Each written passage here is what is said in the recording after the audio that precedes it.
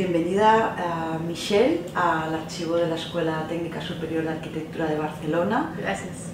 Michelle es arquitecta y su estancia en Barcelona ha sido posible gracias a un acuerdo marco Erasmus Plus entre la Católica de Lima y nuestra universidad, la Universidad Politécnica de Cataluña, para realizar una estancia de investigación de una semana sobre los fondos documentales de archivo que se atesoran tanto en la Escuela de Arquitectura de Barcelona como en otros archivos de la ciudad. Así que bienvenida, Michelle, y la primera pregunta, o quizás la primera inquietud que nos queda a nosotros como colectivos, ¿cuál ha sido tu experiencia de esta semana y sobre todo la motivación que te llevó a acudir a nuestro archivo, a nuestra escuela, para emprender esta estancia de investigación? Gracias, Carolina. La verdad que esta estancia ha sido muy importante para el archivo que yo manejo en la Universidad Católica. Nosotros somos un archivo muy joven, entonces conocer archivos que funcionan hace un montón de tiempo era muy importante para nosotros. Porque yo venía con muchas preguntas y conocer un archivo académico, un archivo profesional y otros tipos de archivos que se están manejando aquí en Barcelona, pensaba que podía aportar muchísimo a cómo yo manejar un archivo en América Latina, pensando que el archivo que manejamos en la Escuela de Arquitectura pues existe desde el 2016. Entonces, es además, en el marco del Perú, esta idea de conservar los documentos originales de arquitectura con un valor de patrimonio, pues, sí, existen recientemente. No quiero decir que existen desde que se fundó el archivo, pero básicamente sí, en la medida que lo recojo y lo guardo, empiezan, ¿no? Estas preocupaciones sobre qué hacer, ¿no? Con este material documental y además que empezar a escribir sobre arquitectura peruana, que se ha hecho muy poco. Entonces, para nosotros, venir aquí, que tienen, ¿no? La conservación del material documental hace mucho tiempo. Desde casi 250 años. Sí. Y que no puedo decir en qué anda todo ese material más histórico, ¿no? De Perú, pero yo creo que se ha perdido, porque no ha habido como nadie que se preocupara por él. Entonces, explícanos, porque esto es muy interesante. El archivo de la Escuela de Arquitectura de Barcelona es un archivo que se ha hecho por decantación, es un archivo eminentemente pedagógico y por decantación de las diferentes instituciones por las que la enseñanza de la arquitectura reglada ha ido pasando a lo largo de la historia de Barcelona, desde la Academia de Sant Jordi, la primera escuela provincial, hasta la Politécnica en la que formamos parte ahora. Vuestra naturaleza, ¿cómo se constituye la naturaleza de vuestro archivo? ¿Cuál es la primera donación? ¿Qué fondos intervienen? A ver, nosotros tenemos este espacio desde el 2016. Es un proyecto de la Escuela de Arquitectura y nace básicamente por la donación del fondo documental de Paul Linder, un arquitecto alemán que llega al Perú a finales de los años 30 y se instala y trabaja y tiene una buena producción ahí como profesional, pero también como docente. Y ese es como el acto, ¿no? simbólico de la fundación de este archivo. Tenemos aquí uno de sus libros. Y lo bonito del fondo documental de Linder es que estaba en un estado de conservación increíble y en un orden también que se agradece mucho a la familia Linder, quien alcanzó el material documental. Entonces, debido a que lo primero que hemos recibido era un fondo profesional, como que la naturaleza de lo que venimos trabajando es recibir fondos de arquitectos peruanos o que hayan ejercido en el Perú. No tenemos un archivo académico, sí. Más bien he empezado a coleccionar trabajos de estudiantes, pero que tienen mucho vínculo con el material que guardamos. pero nuestra naturaleza es de un archivo profesional. Entonces, de ahí en adelante, desde que ingresa Paul Lindner a la Universidad Católica, como el reto hoy, como te digo, como nadie ha hecho esta recolección para la conservación del material documental, es empezar a buscar a estos arquitectos, a estos grandes personajes de la arquitectura peruana y recoger material. Y ha sido, en los pocos años que tenemos, una labor muy bonita, porque es contactarse con los arquitectos, y muy intensa, porque hay mucho por recoger.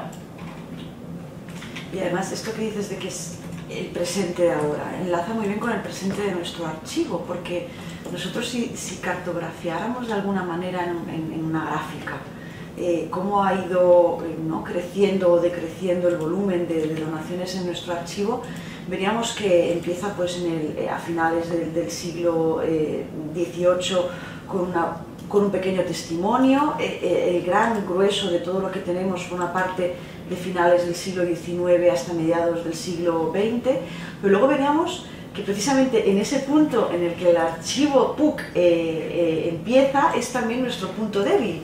Es decir, toda esta generación de arquitectos que han sido profesores de la Escuela de Arquitectura de Barcelona, que o bien están retirados o bien han fallecido, pero que constituyen la historia reciente de los últimos 50 años de esta escuela. Y es un punto, yo creo, en común muy bonito, porque ahora también estamos trabajando en donaciones no solamente de archivos pedagógicos, sino también de profesionales. O sea, que las naturalezas además se van como entremezclando, y la historia de ambos archivos está como viva, porque estamos como en este punto de que yo creo que vosotros también estos últimos 50 o 75, 80 años, ¿no? Del ejercicio profesional en Lima, se está ahora depositando y se están empezando a construir estas narrativas, y nosotros nos pasa lo contrario. Tenemos muchísima narrativa, porque aquí todo el mundo quería teorizar la historia de la arquitectura, pero nos falta. O sea, nuestro archivo hay un momento en que pues tiene testimonios mínimos, ¿no?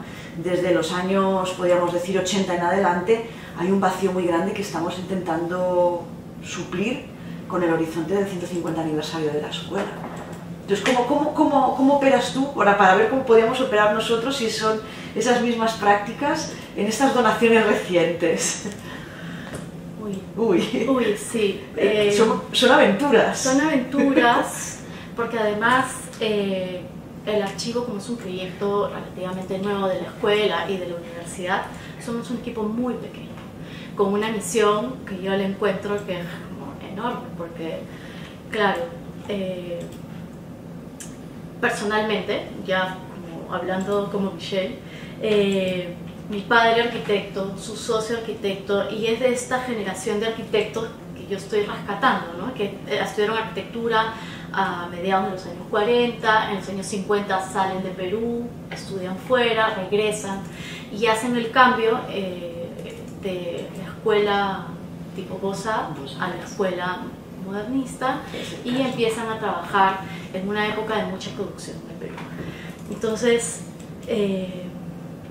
esta generación de arquitectos para mí es muy representativa y muy cercana.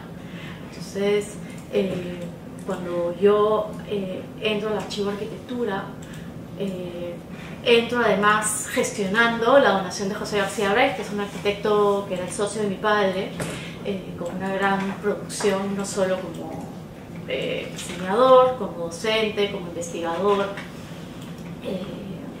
con mucha labor institucional en temas de patrimonio.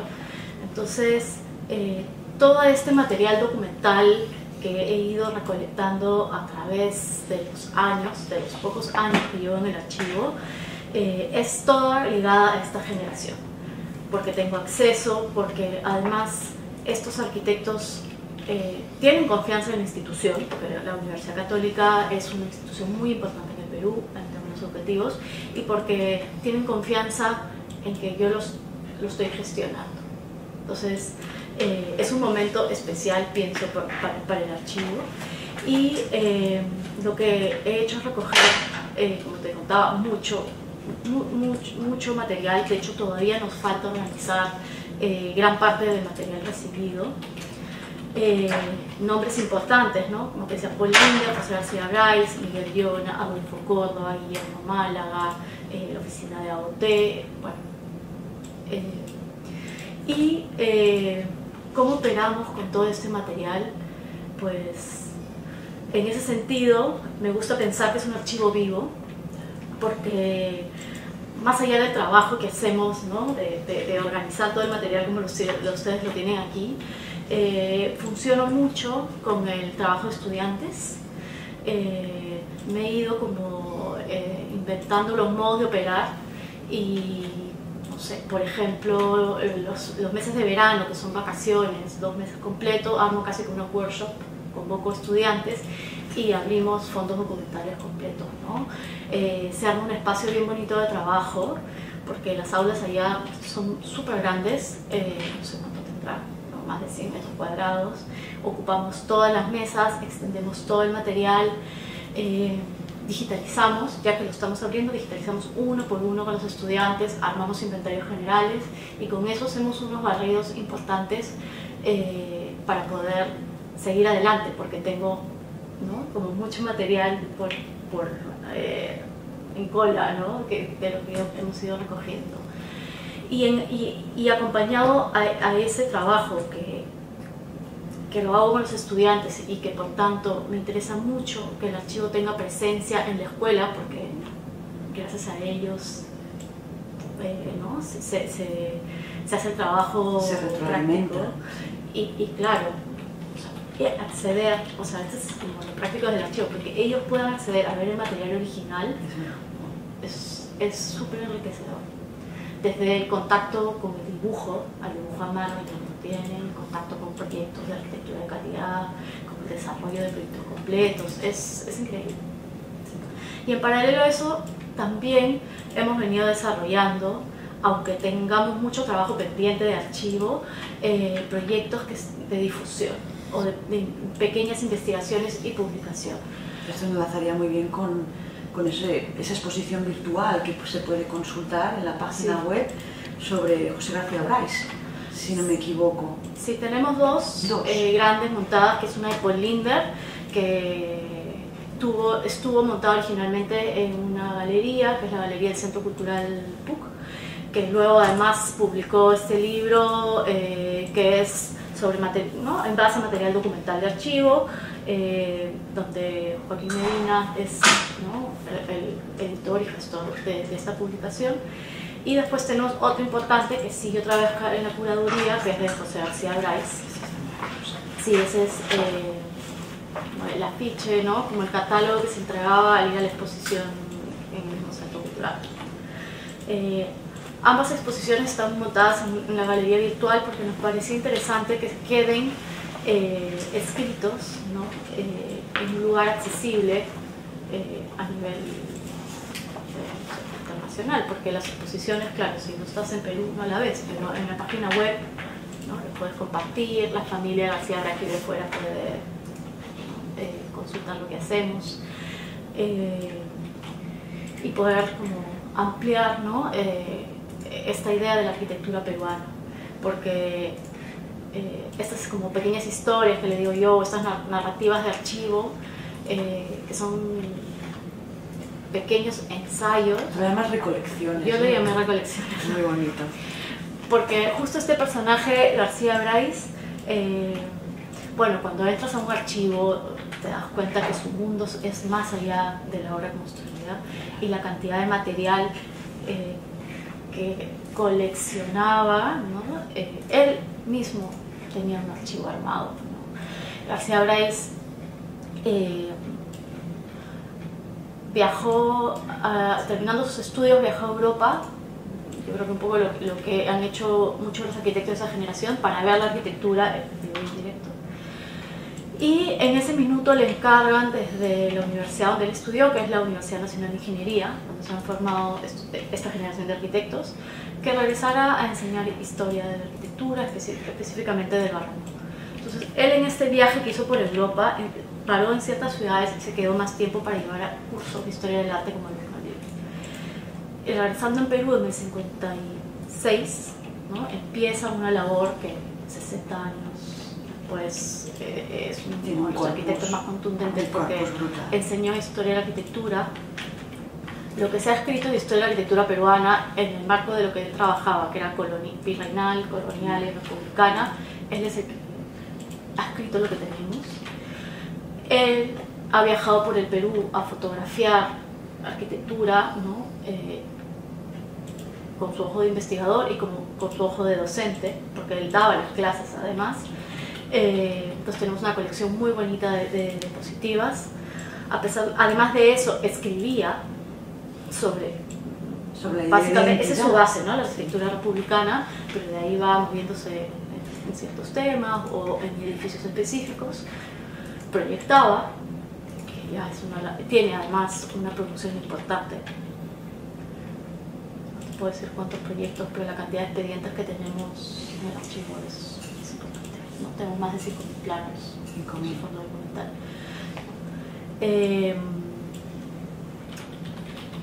Y bueno, la exposición pues hace una síntesis, ¿no? De su labor como profesional, ¿no? Y recorre todos estos ámbitos.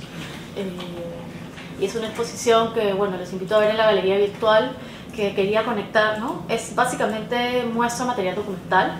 Todo el material que se exhibe ahí está actualmente conservado en el archivo, pero además quería hacer un vínculo con el presente, digamos.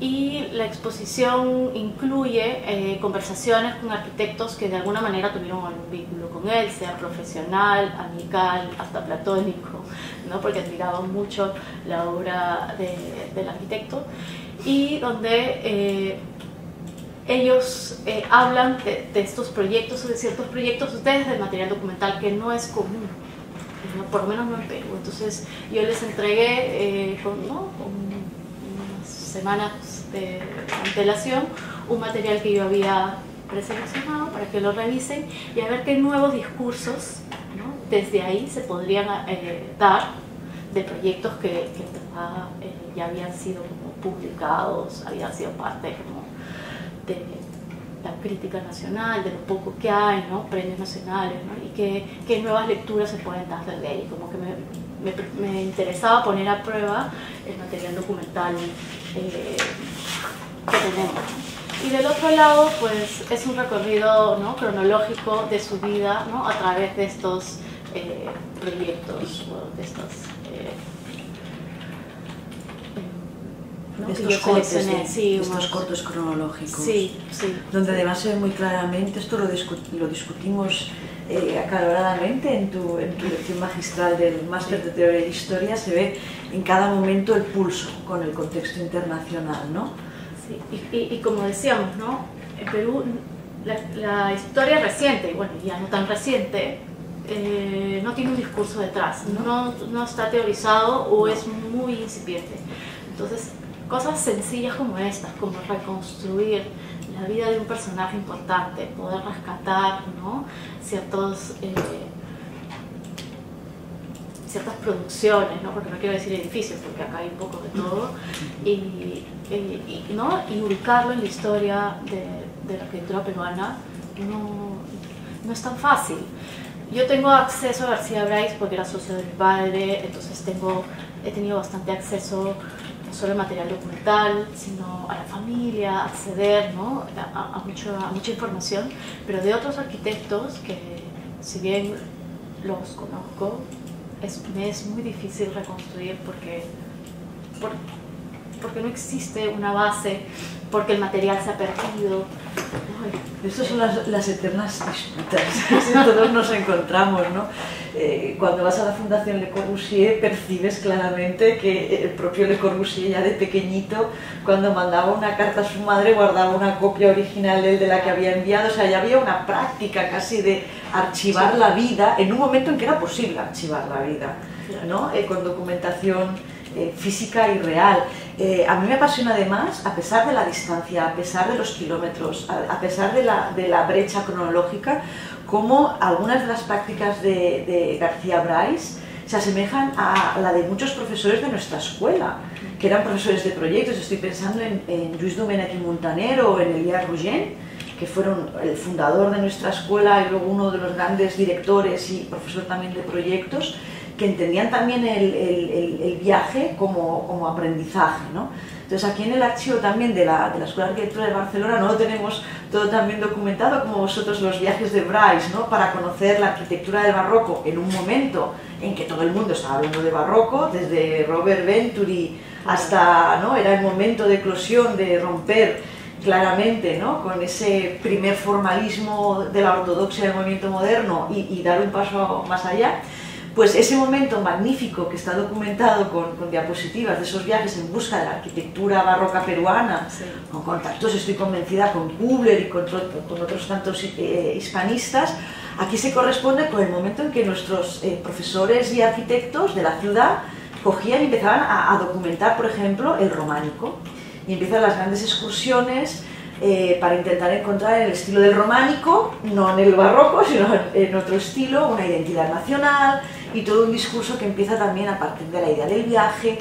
Y aquí se produce una cosa espectacular en este archivo en el que estamos ahora. Poseemos alrededor de 40.000, si no ando errada, el número siempre es un número, ya sabes que hablar de números cuando no se sabe lo que se tiene es muy difícil, pero alrededor de 40.000 placas de vidrio que documentan los viajes que hacían los profesores de proyectos de nuestra escuela entre aproximadamente 1890 y 1915, por poner un arco cronológico de 25 años, y claro, eran los sitios a donde iban a aprender a proyectar, porque estaban restaurando el monasterio de Ripoll, o porque iban a Santas Creus y hacían los primeros levantamientos topográficos de esos monumentos que no estaban ni registrados ni dibujados.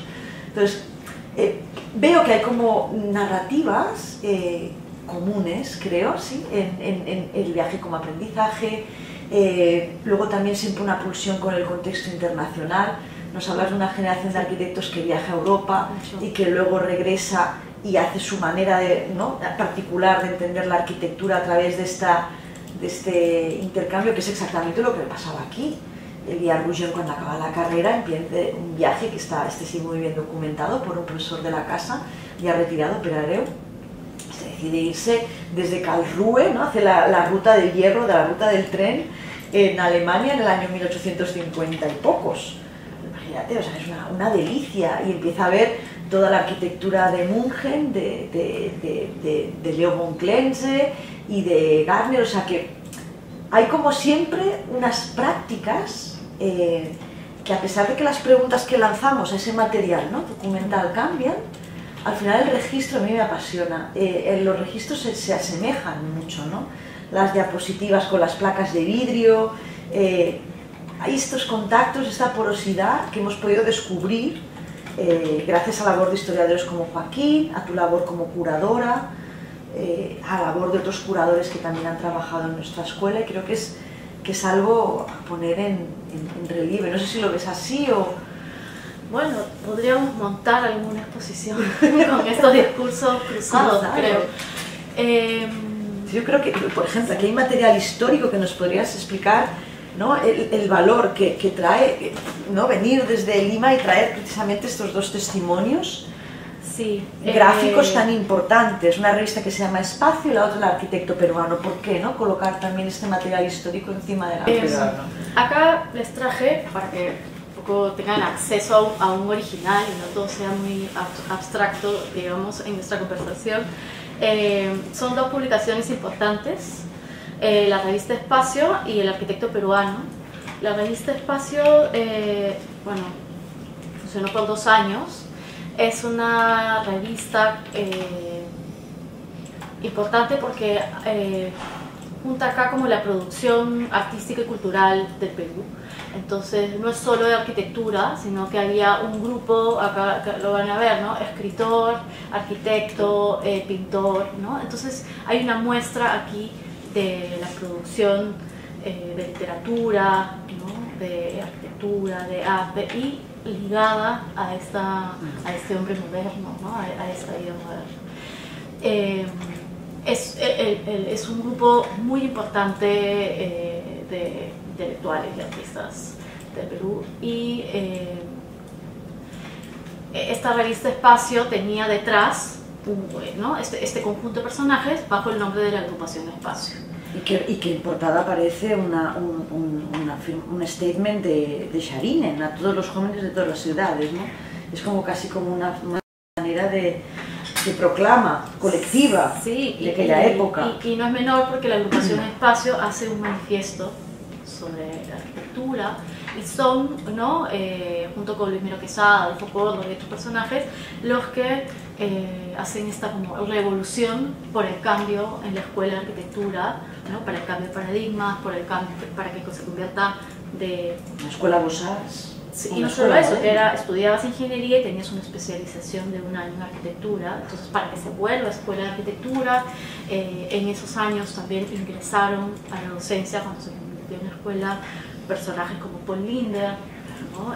Bueno, Fernando Belaúnde-Terry, ¿no? Son los personajes que cambian la historia, no solo de la arquitectura, ¿no? Textos de André Breton. Sí. Por lo tanto, llama la atención, ¿no? Esa revista en la que aparece, eso es como una especie de Esprit Nouveau, porque sí. El Esprit Nouveau de Le Corbusier también encontrabas desde textos de pintura, textos dedicados a música, filosofía, literatura, ¿no? Claro, porque además y en medio de la arquitectura. El hombre es más complejo, ¿no? El hombre es tridimensional.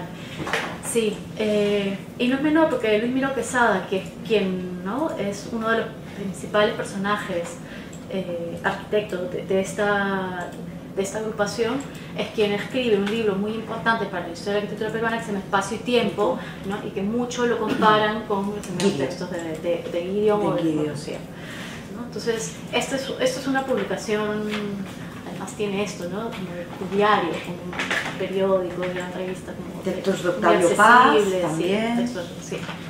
Entonces, y Espacio, yo no sé si tiene también algo de relación con la revista italiana, a lo mejor de Moretti, que también se llama Spazio. Es una revista, también sería otro posible hilo de investigación.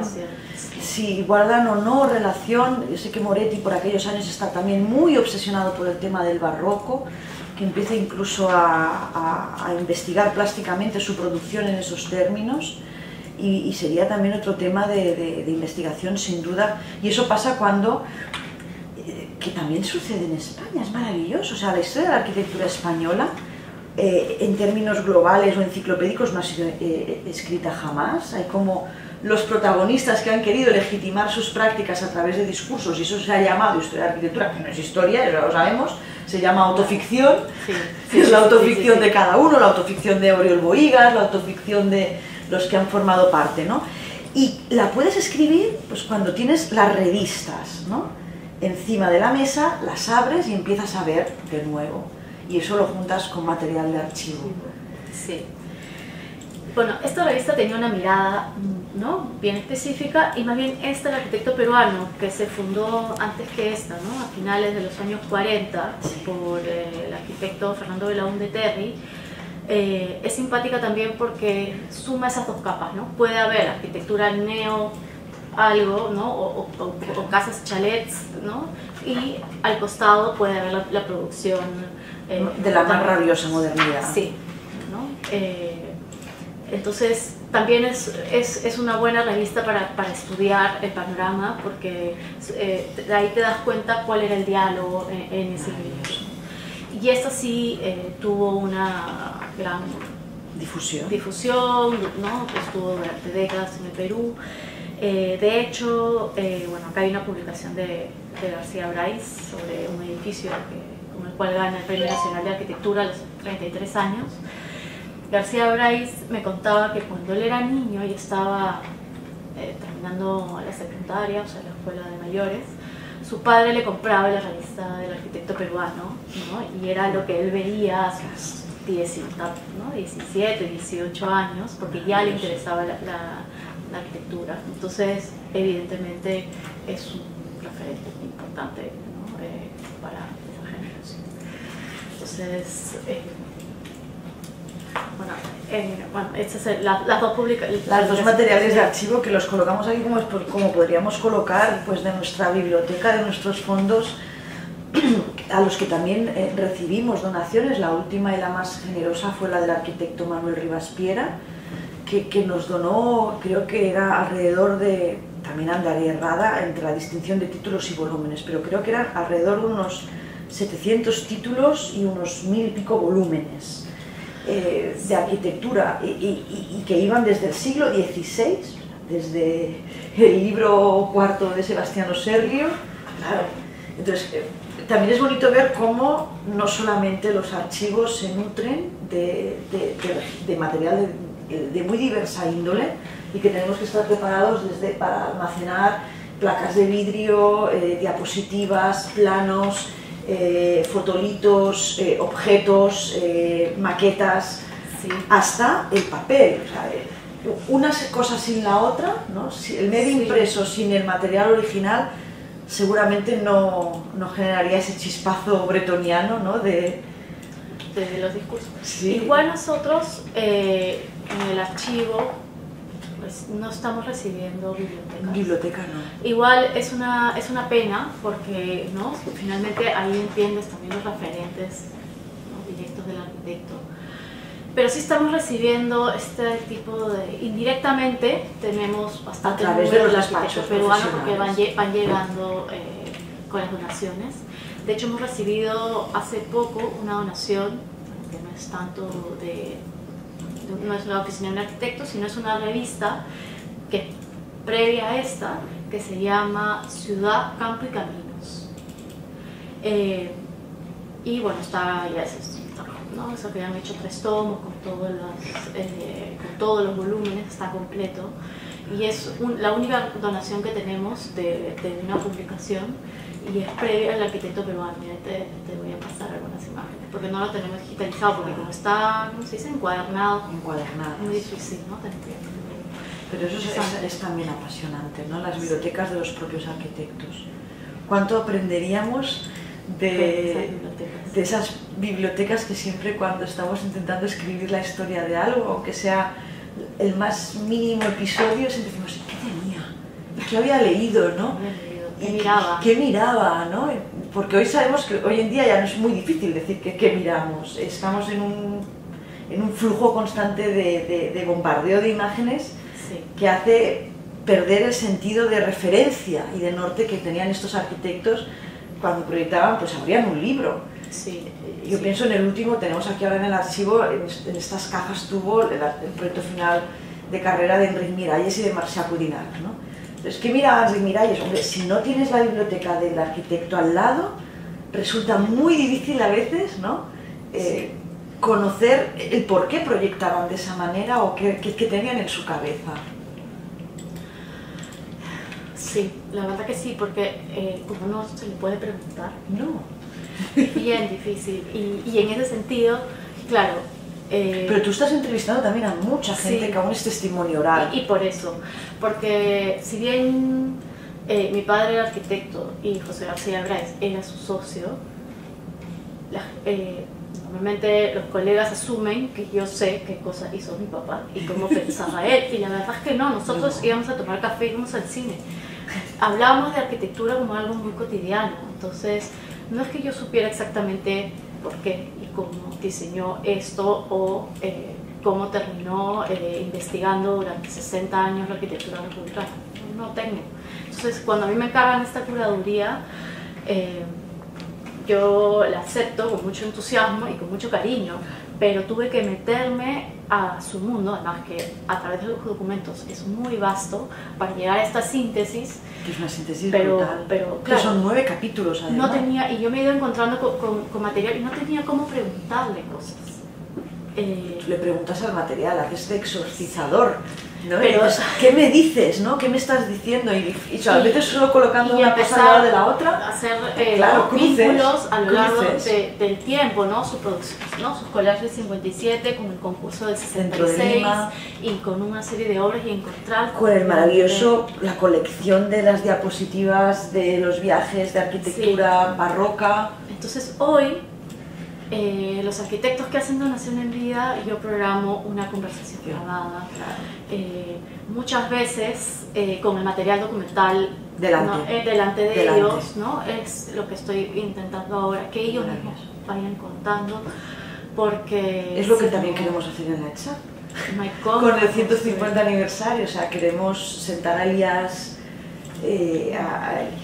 Torres y decirle, bueno, Elías, hay una caja entera de material, ¿no? Que tú como profesor donas a la escuela, explícanos qué hay aquí, por qué esos ejercicios, qué...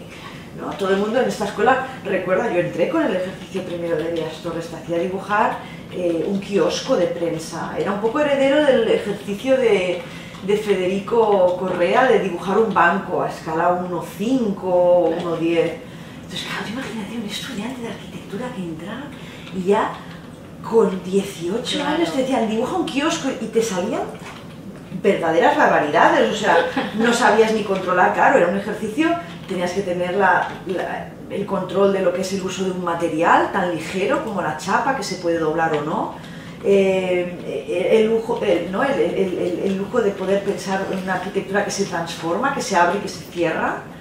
Luego otras generaciones era diseños de un taburete, que era maravilloso porque llegabas, sabías que había la entrega final de proyectos de primero, porque toda la escuela estaba llena de taburetes. Y era todo el hall del coder y decías, mira, ya Elías ya la ha liado, ¿no? Entonces todos con su taburete. Entonces, todo eso sabemos que ahora hay esa voluntad de donarlo, ¿no? Pero gran parte del archivo de estos últimos 50 años, que son apasionantes, está en los despachos aún de los arquitectos. ¿No? Y hay que coger y empezar a llamar. Recuerdo que cuando hice el libro de Rafael Moneo de los ejercicios tras su estancia aquí como catedrático de elementos de composición, yo dije, hombre, pero el segundo libro tendría que ser los ejercicios que hicieron sus alumnos. La lista completa está en el apéndice. Y es una cosa que aún está en curso, porque tengo el proyecto de Josep Fusas, tengo el proyecto de Marzá, de Fernando Marzá, tengo algunos proyectos de Enrique Granell, los proyectos de Enrique se perdieron, pero claro, fíjate, los alumnos de... Claro. Eso está en los despachos de si alguien conserva el ejercicio cuando era estudiante. De esa lista infinita de... Bueno, pero eso es lo más bonito de trabajar en un archivo. Sí. Da vértigo, da vértigo. Sí. Pero es un trabajo apasionante. Deberías hacerlo. Debería hacerlo. Tengo 3 o 4, con eso no hago un libro, porque dices, claro, pero ¿dónde lo debo de tener? Hay gente que lo tiene hasta enmarcado. O sea, te encuentras de todo, porque todo el mundo luego mira, el ejercicio que hice con Rafael Moneo me puso un 6.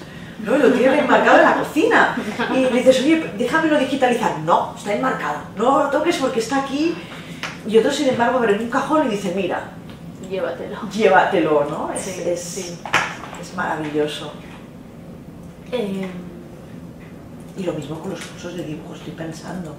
Yo tuve la suerte de tener una generación que ya ha desaparecido de profesores de dibujo que eran exquisitos.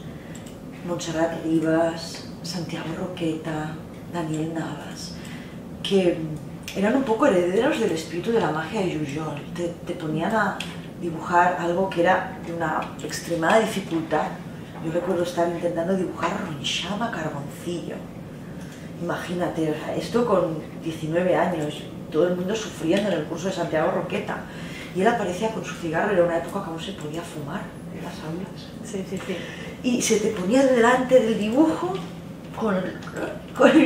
caía la ceniza encima del dibujo. Ay, y no pasaba nada, porque él cogía con el dedo y hacía una sombra que encajaba en el dibujo.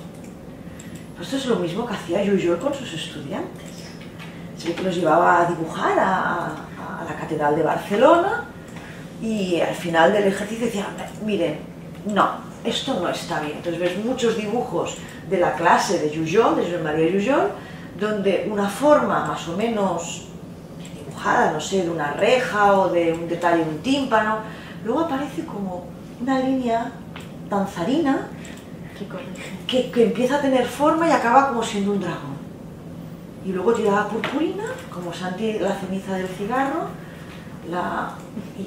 y ellos sabían que esa ceniza, además yo creo que lo hacían hasta posta, ¿no? Sabía dónde tenía que caer, caía, y esta cosa de la materialidad, de todos estos ejercicios, yo no conservo esos dibujos, mis dibujos no, seguramente no merecerían la pena, pero solo te puedo decir, está la ceniza de, o está la purpurina de, ¿no? Las purpurinas de Jujol eran famosas en la escuela. Él remataba sus dibujos con purpurina, porque sabía cómo darle esa vida. Entonces, son historias que estaron por contar. Tienes que. Tengo que. Tienes que. Pero tenemos muy poco tiempo, estamos en el 23 y será el 25, o sea que muy bueno. Bueno, en ese sentido, por eso encuentro que tienes que, porque yo estoy apostando por hacer estas grabaciones a los arquitectos en vida y saber además qué preguntarles, qué historia como estamos haciendo tú y yo ahora, ¿no? Porque hay cosas que ya se han escrito y ya las conocemos. Y ya las conocemos, entonces la intención de estas entrevistas o de estas conversaciones es encontrar ¿no? algunos espacios que todavía hay que trabajar y ahí sí me apoyo mucho en el ámbito académico de los demás profesores y donde tú tienes un interés por Adolfo Córdoba, ok, arma una entrevista o una conversación donde él nos pueda contar cosas de su labor profesional que no están contradichas o publicadas. Entonces, de hecho, esa fue una muy bonita entrevista porque habló de su labor como editor, ¿no? Desde aquí, de hecho, y la edición la ha llevado hasta este año, básicamente. Su labor política, su labor docente. Entonces, nos salimos del ámbito de la arquitectura como edificio construido, sino de esta no sé, insistencia en escribir, editar, enseñar, ¿no? Y desde lo político también, ¿no? O sea, desde el compromiso político, desde una postura muy clara, muy marcada sobre la realidad peruana, cómo abordar la realidad peruana. Entonces, pues estas como, yo le llamo esto como un archivo vivo, ¿no? Que finalmente, claro, está el documento, ¿no? Por ejemplo, está roto, está cambiado, pero el personaje está, ¿no? Y hay que aprovechar ese momento crítico con ellos, ¿no? Yo no sé si podríamos acabar con una cita de Espacio, ¿te parecería bien, Michelle? Que es una cita que además salió en la clase tuya, que la encontró Enrique Granell. Sí, ya. Y que es maravillosa, y que yo creo que explica muy bien yo creo que transmite muy bien el espíritu de lo que hacemos como guardianes custodios temporales, efímeros, de un pasado que se va y del que solamente quedan las trazas de estos documentos que casi como un trapero benjaminiano intentamos no juntar y darle vida, porque si no es un material que está muerto y que no tiene ningún tipo de sentido, ¿no? Entonces hay una cita que utilizan para un artículo que se llama El tiempo como vivencia, que creo que el autor es Luis Miró Quesada, ese autor del que hemos hablado del espacio-tiempo en la arquitectura, ese espíritu guideniano, ¿no? De esa especie como de eterno retorno, que dice, bueno, ¿quién nos conformó así? Que hagamos lo que hagamos, tenemos la actitud del que siempre se va. Como el que sobre la última colina, desde donde divisar todo el valle, una vez más, se vuelve, se detiene y rezaga. Así vivimos, despidiéndonos siempre. Y esto es Rainer Maria Rilke, que aparece en este trozo de papel. Muchísimas gracias, Michelle, gracias a ustedes, por esta estancia que ha sido maravillosa, y esperamos que los lazos sean aún, si cabe, más estrechos y que pueda yo ir a visitaros, tú regresar y construir esta historia de la arquitectura local global, que es al final esa actitud, ¿no? De saber que vemos una colina y que tenemos que dejar algo. Muchísimas gracias por estar con nosotros. Muy bonito lugar.